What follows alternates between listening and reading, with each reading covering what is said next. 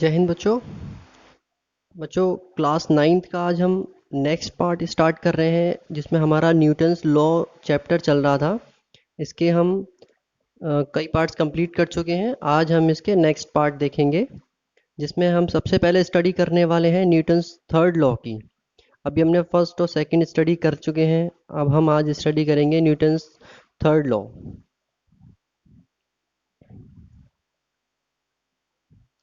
देखिए,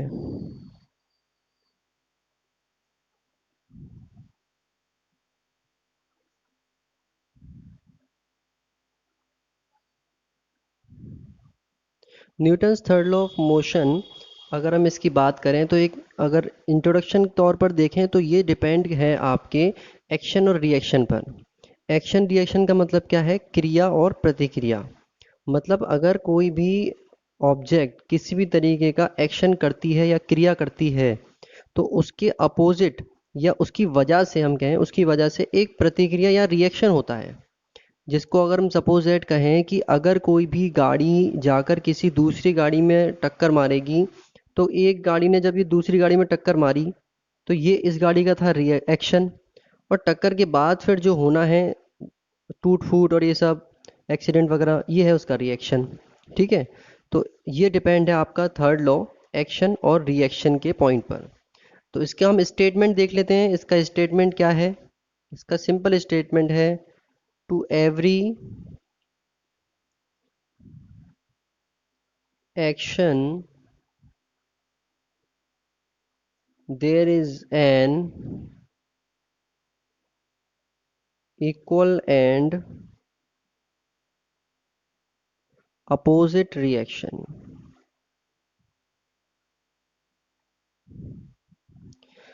जो भी एक्शन होता है उसका इक्वल और अपोजिट रिएक्शन होता है। ठीक है, फॉर एग्जांपल जैसे कि हम देखें, और एग्जांपल के तौर पे आप एक, यहाँ पर सपोज दैट एक दीवार है, वॉल। यहाँ पर एक बच्चा खड़ा हुआ है जो कि हाथ में बॉल लिए हुआ है, और ये बच्चा बॉल को यहाँ फेंकता है। बॉल जाती है और इधर टकराती है दीवार से। ये हो गया आपका एक्शन। अब जब यही बॉल टकराकर वापस लौटेगी,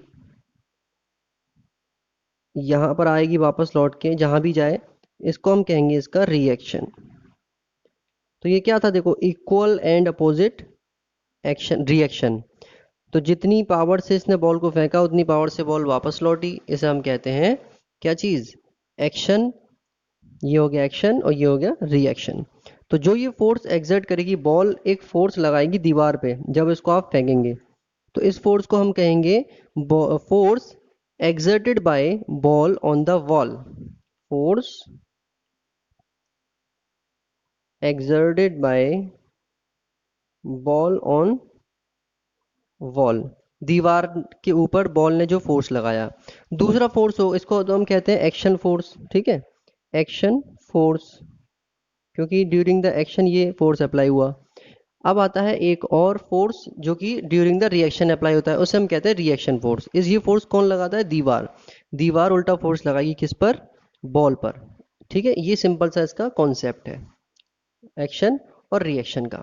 ठीक है, अब एक पॉइंट और आता है यहाँ पर कि no force, sorry, no action is possible without reaction. क्या कहना चाह रहे हैं? नो एक्शन इज पॉसिबल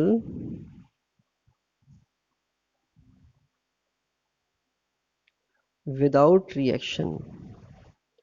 कोई भी एक्शन अगर होता है तो उसका इक्वल एंड अपोजिट रिएक्शन जरूर होगा। इट इज़ नॉट पॉसिबल कि कोई एक्शन हो रहा है उसका रिएक्शन ना हो। ठीक है, ये चीज़ है बस। ठीक है, और नेक्स्ट पॉइंट इसमें क्या आता है, ये कुछ नोटवर्दी पॉइंट है, इनको आप अच्छे से समझ लीजिएगा। Action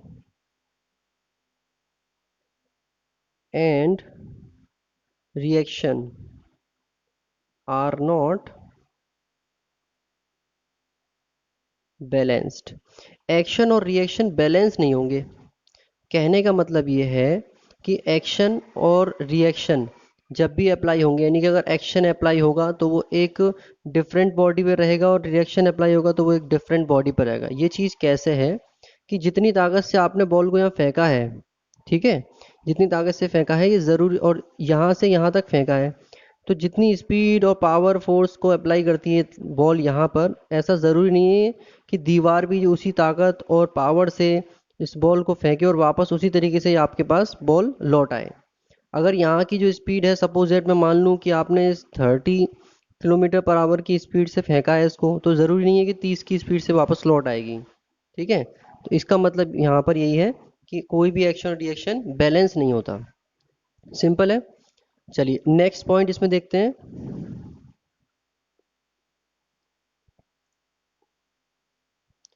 any pair of equal and opposite forces is not action and reaction pair. क्या कहना चाह रहे हैं कि कोई भी पेयर जो इक्वल अपोजिट फोर्सेस का होगा, वो ज़रूरी नहीं है कि एक्शन रिएक्शन पेयर ही हो। ठीक है, देखिए इसका सिंपल एग्जांपल क्या है कि सपोज दैट एक आपकी टेबल है,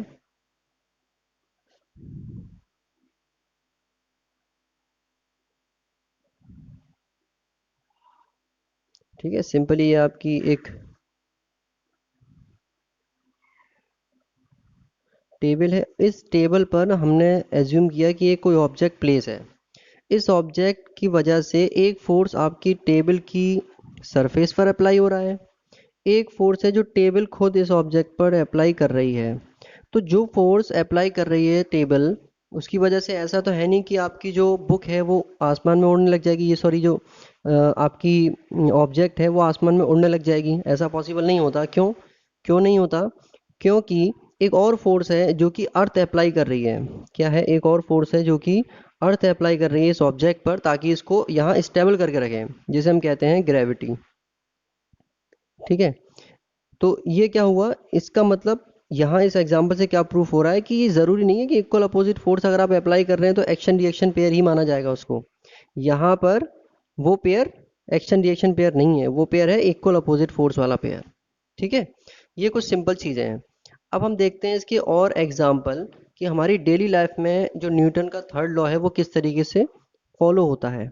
देखिए न्यूटन का थर्ड लॉ हमारी डेली लाइफ में क्या आता है। देखिए पहला एग्जाम्पल है इसका, एक मिनट हेडिंग लिख लेते हैं, डेली लाइफ एग्जाम्पल। देखिए पहला आपका क्या आता है, स्विमिंग ऑफ मैन। हम जो लोग तैरते हैं उसके रिगार्डिंग क्या होता है इसमें, स्विमिंग। स्विमिंग में क्या होता है, जब हम स्विम करते हैं तो जो वाटर है वो हमें पीछे की तरफ धकेलता है। ठीक है, और जो आपका आदमी है जो तैर रहा है वो आगे की तरफ जाना चाहता है।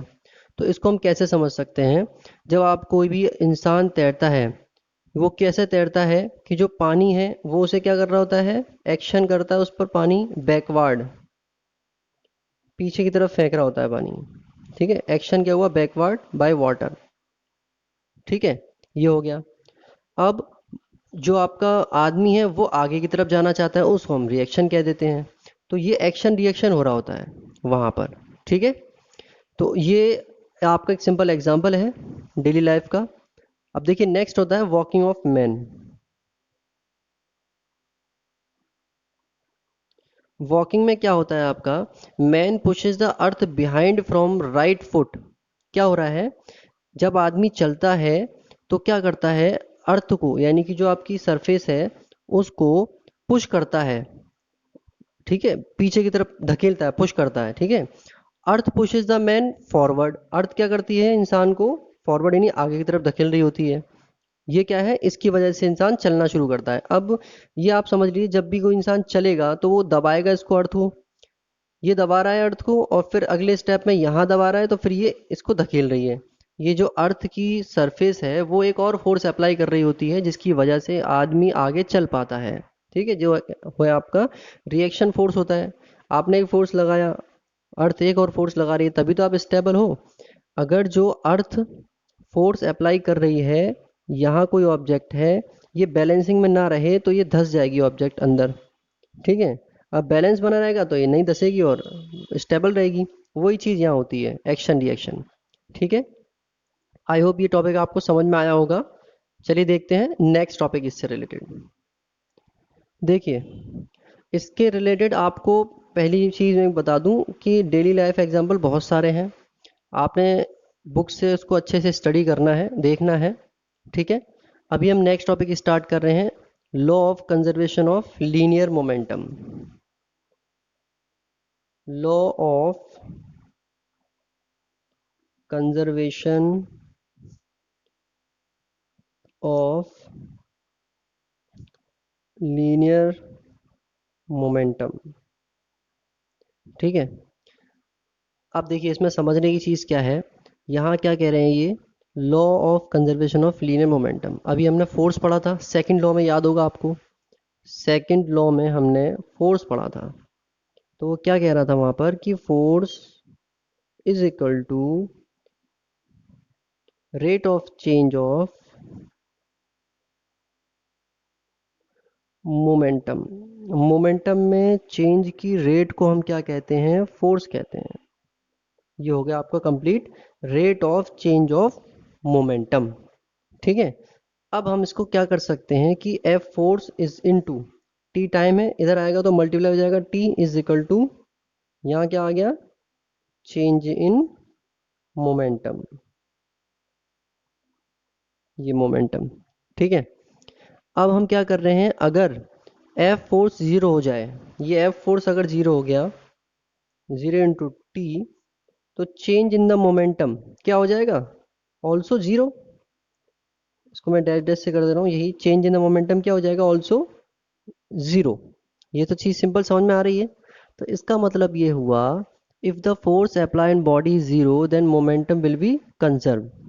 मतलब अगर आपने किसी बॉडी पर फोर्स अप्लाई किया है और वो फोर्स जीरो कर दिया आपने उस फोर्स को, तो मोमेंटम क्या होगा, कंजर्व, यानी कि सुरक्षित रहेगा, संरक्षण रहेगा, उसे हम कहते हैं। इस लॉ को हम जब सिस्टम पे अप्लाई करते हैं तो क्या होगा, अगर वहाँ पर मान लीजिए if any system the momentum of the object present in the system are, देखिए कोई ऑब्जेक्ट है जो कई सारे सिस्टम से मिलकर बनी है, वहाँ पर सपोज दैट अलग अलग आपके मोमेंटम हैं, ठीक है।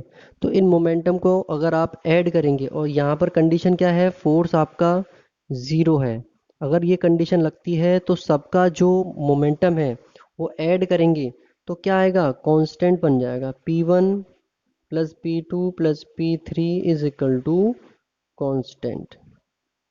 यानी कि ये चेंज नहीं होगा, जो है इसमें चेंज ऑप्शन जो भी है इसका मोमेंटम वही रहेगा, आप इसकी पोजीशन भले ही चेंज करते रहिए। कहने का मतलब ये है कि अगर कोई भी ऑब्जेक्ट है आपके पास, इसका मोमेंटम एक टाइम में कुछ था, इसकी पोजीशन आपने चेंज कर दी, यहाँ आ गई, फिर कुछ हो गया, पोजीशन चेंज कर दी, वो यहाँ आ गई, इस सबको अगर आप कंबाइन करके निकालेंगे तो एक कांस्टेंट टर्म आएगा, मतलब इक्वल रहेगा। यहाँ जो वो था आपका मोमेंटम और यहाँ जो मोमेंटम है दोनों सेम रहेंगे, ठीक है। ये सिंपल सा कहना चाह रहे हैं इस टॉपिक के अंदर। तो देखिए अब ये थर्ड लॉ के अकॉर्डिंग ये चीज़ कैसे प्रूफ होती है वो देख लेते हैं हम। अभी थोड़ा सा मे बी पॉसिबल समझ में ना आया हो आपको, ये पॉइंट हो सकता है, लेकिन अब ये मैं बताने जा रहा हूँ, इससे आपको बड़ी इजीली समझ में आ जाएगा, ठीक है। ये इंपॉर्टेंट पॉइंट्स हैं, काफ़ी आते हैं एग्जाम्स में, ठीक है। तो law of conservation of linear momentum by third law of motion, third law की हेल्प से हम इस लॉ ऑफ कंजर्वेशन को प्रूव करके देखेंगे।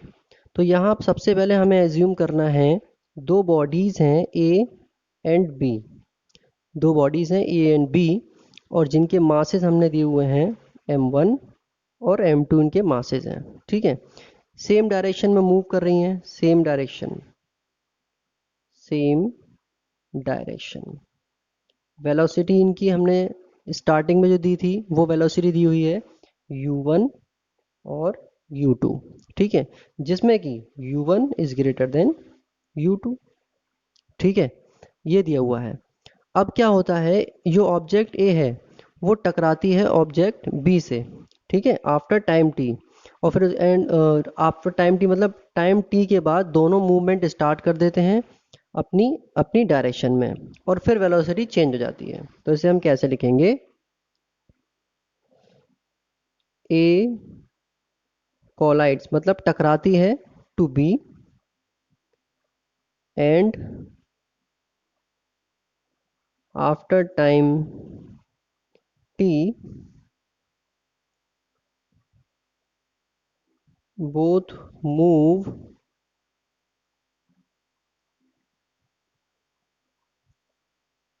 with their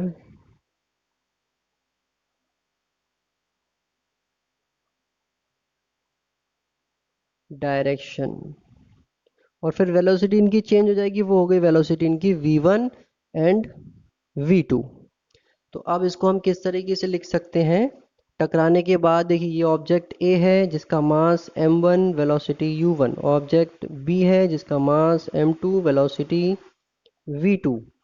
अब जब ये टकराए तो इनका ऑब्जेक्ट का मास तो चेंज नहीं हुआ लेकिन वेलोसिटी चेंज हो गई, टकराए ऑब्जेक्ट का मास तो चेंज नहीं हुआ, वेलोसिटी चेंज हो गई, v1 और v2, u1 और u2। ठीक है, ये आपकी बिफोर कॉलिजन, बिफोर या आफ्टर, ये आपस की कंडीशंस हैं। अब अगर हम चेक करें कि इनके मोमेंटम में कितना चेंज हुआ, मोमेंटम का फॉर्मूला होता था मास इनटू वेलोसिटी, ये होता है। तो बिफोर कंडीशन, कंडीशन टकराने के बाद क्या होगी, ठीक है, टकराने के बाद क्या कंडीशन बनेगी वो देख लेते हैं। सॉरी, टकराने से पहले, बिफोर, बिफोर की बात कर रहे हैं तो m1 u1 ही थी, और यहाँ पर m2 u2 था, ए का और ये बी का। अब क्या हो रहा है, कितना चेंजमेंट हुआ वो कैसे चेक करेंगे, टकराने के बाद चेंज इन मोमेंटम, मोमेंटम में change m1 v1 minus m1 u1, ये किसके लिए है, ए के लिए, m1 v1 minus m1 u1, ये अभी ऑब्जेक्ट ए की स्टडी हो रही है। ठीक है, अब अगर हम बात करें फोर्स ऑन बी बाय ए, जो ऑब्जेक्ट ए है आपकी वो बी से टकराई थी, तो जाहिर है ए ने बी पर फोर्स लगाया था। तो किस फोर्स की बात कर रहे हैं, force by A on B. तो कितना फोर्स होगा, change in the momentum, m1 b1 minus m1 u1 upon time आपको दिया हुआ था t, ये आ गया इस तरफ। सिमिलरली हमें स्टडी करनी है बी ऑब्जेक्ट के लिए, बी ने क्या चेंज किया इसमें, चेंज इन मोमेंटम बी के लिए क्या रहा, is equal to m2 v2 minus m2 u2, ये हो गया। ऐसे ही फोर्स इसका हो गया, बी बी ने जो ए पर फोर्स लगाया उसकी स्टडी कर रहे हैं। ठीक है, force on A by B, F2 से डिनोट कर देंगे इसको, चेंज इन द मोमेंटम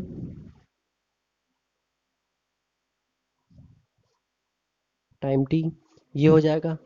अब हमने कहा था थर्ड लॉ के अकॉर्डिंग कि एक्शन क्या होता है, एक्शन के अपोजिट एक इक्वल और अपोजिट रिएक्शन होता है। तो इसका मतलब ये हुआ कि थर्ड लॉ के अकॉर्डिंग एक एक्शन हुआ F1, उसके इक्वल एंड अपोजिट एक्शन है F2, माइनस लगाया अपोजिट साइन के लिए। ठीक है, तो अब हमें क्या करना है, F1 की जगह पर प्लेस करेंगे m1 v1 minus m1 u1 upon time t, which is equal to m2 v2 minus m2 u2 upon time t। ठीक है, ये करेंगे, t से t कैंसिल आउट हो जाएगा, माइनस से अंदर जाएगा तो वो आपका हो जाएगा, साइन चेंज हो जाएंगे इनके, एम v2 वाले के साइन हो जाएंगे प्लस में और u2 वाले के साइन माइनस में। तो कंडीशन क्या बनेगी, m1 v1 m1 u1 m2 v2 minus हो जाएगा प्लस m2 u2। ठीक है, ये कंडीशन बन जाएगी। अब ये m2 u2 और ये m1 u1, ये यहाँ जाएगा तो प्लस का और ये यहाँ आएगा तो माइनस का। तो कैसे लिखेंगे, m1 v1 plus m2 v2 m1 u1 plus m2 u2। ये आपकी कंडीशन बनेगी इस तरीके से। ठीक है, तो एक अब क्या कह रहे हैं, इनिशियल मोमेंटम, ये मोमेंटम कौन सा है, जब दोनों ऑब्जेक्ट आपकी एक साथ थी, दोनों ऑब्जेक्ट आपकी एक साथ थी यहाँ पर। ठीक है, तब जो मोमेंटम था वो क्या है, ये रहा। जब टकराई ऑब्जेक्ट, सॉरी वो मोमेंटम ये है इनिशियल, इनिशियल। ठीक है, मोमेंटम दोनों को ऐड कर रहे हैं ना हम। फिर जब टकरा गई ऑब्जेक्ट तो v1 और v2 स्पीड हो गई इनकी अलग अलग। टकराने के बाद अगर हम ऐड करें इनको मोमेंटम को तो वो ये रहा v1 v2। ठीक है, तो ये ही कहना चाह रहे हैं मोमेंटम के लॉ में, ये आपकी इनिशियल है और ये आपकी फाइनल है। या हम कह सकते हैं कि दोनों जो आपका law of conservation of momentum है वो ये है प्रूफ इसका। आई होप ये आपको समझ में आया होगा। चलिए इसके एग्जाम्पल हम करेंगे अब नेक्स्ट टॉपिक में। एग्जाम्पल के बाद इसमें कुछ न्यूमेरिकल्स हैं वो करके अगले लेक्चर में ये टॉपिक खत्म हो जाएगा। ठीक है, तब तक के लिए stay home, stay safe, have a nice day.